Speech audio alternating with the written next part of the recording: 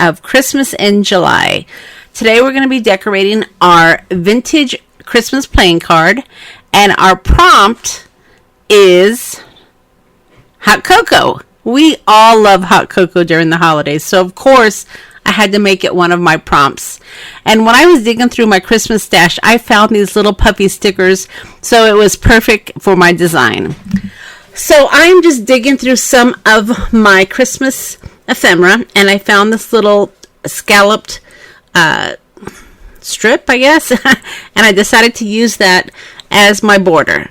So I'm just going to go ahead and glue this down, and then I'm going to give it a moment to dry while I add this little slide that's from the Tim Holtz collection. It's one of his dies, and I'm going to go ahead and use this as a background. So I'm not going to necessarily put any picture in the slide. I'm just going to use it for some background.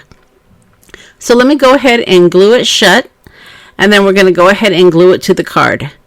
Now, when I'm working with the jacks, kings, and queens, I want to make sure that I'm using a lot of ephemera because I really want to cover it up. I don't think that a jack, king, or queen is really going to emphasize Christmas, so I want to cover that up, and that's why I tend to use the bigger pieces of paper for these particular cards. So now I'm just sizing it up just to make sure I get a good placement, and then I'm going to go ahead and add my glue. One of the things you want to remember that when you are decorating these cards, it's a good idea to get your design kind of in your head before you start gluing things down.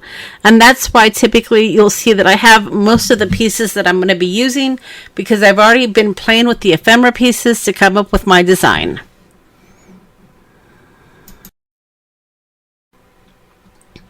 And then once I have my slide in place, now the tough part is figuring out what cute little hot cocoa I'm going to use. There were several of these that I wanted to use. I thought they were all really cute. But ultimately, I wanted to choose one that had the candy cane. I thought they were so cute. I wanted it to have marshmallows. And then I decided to have one that had a snowflake on. And that's where I got the idea to use these snowflake stickers. These snowflake stickers are going to be making an appearance in several of the videos that you're going to see this month. But they are stickers that I've had in my stash, and I think I picked them up at Joann's maybe, several years ago. And they just are the stickers that keep on giving. So now I'm just going to glue down some ephemera pieces. And again, I just kind of dug in my ephemera stash to figure out exactly what I wanted to use. And now I'm going to go ahead and add these to the card. So the top strip has had a chance to dry now. It's been sitting here for a minute. So I'm going to go ahead and take a minute to trim that down. And then you're going to see where I'm going to actually use the excess on the bottom. I wasn't really sure of the direction I was going to go with this. I had thought about putting that peppermint drops label on the bottom. But ultimately, I think I'm going to go with another one of these scallop strips just to kind of balance it out. And then I will add the peppermint sticks label on the bottom.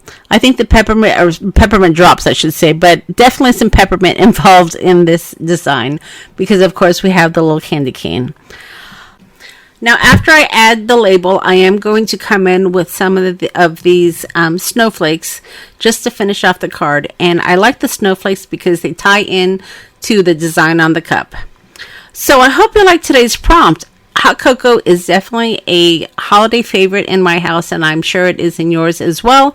So, of course, we had to add hot cocoa to one of our daily prompts. All right, I'm going to go ahead and finish up this card. And I hope to see you again tomorrow for our next Christmas in July prompt. We'll see you then.